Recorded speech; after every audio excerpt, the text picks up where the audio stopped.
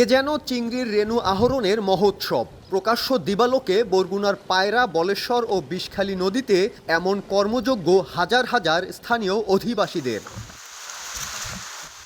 নিষিদ্ধ জাল দিয়ে রেণু ধরায় মারা যাচ্ছে শত প্রজাতির মাছের পোনা ও জলজ প্রাণী। রাতের আধারে এসব পোনা বিক্রির জন্য নিয়ে যাওয়া হচ্ছে খুলনা ও সাতক্ষীরায়। সচেতন নাগরিকরা জানান, অবৈধভাবে রেণু আহরণ বন্ধ করা না হলে নদীর জীববৈচিত্র্য ধ্বংসের পাশাপাশি কমবে মাছের উৎপাদন।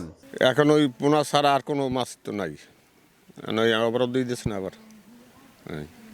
ওই পোনা দরিয়াতে জীবিকা চলে আর কি। মৎস্য কোনো সম্পদের কোনো ক্ষতি নেই। আমরা এই নদীতে উঠেছি বা নদীতেই পানি ফেলাই দিই মাছ ঘুরে। কে আয় করে 200-300 টাকা, কিন্তু ক্ষতি হয় 1000 টাকার উপরে। মৎস্য বিভাগ জানায়, নদী থেকে নিষিদ্ধ রেণু পোনা আহরণ করায় ভীষণ হুমকিতে মৎস্য সম্পদ। রেণু আহরণ বন্ধে নিয়মিত অভিযান চললেও শতভাগ সফল নন তারা। এই কাজের সাথে জড়িত যারা বেশিরভাগই আন্ডার এজড, বাচ্চা এবং মহিলা, আমরা প্রতিদিন অভিযানে বের হই এবং তাদের কাছ থেকে শিশুগুলো নদীতে ছেড়েও দিই।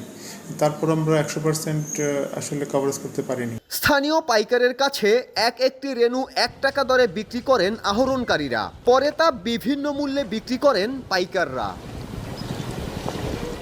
সাইফুল মিরাজ, সময় সংবাদ, বরগুনা।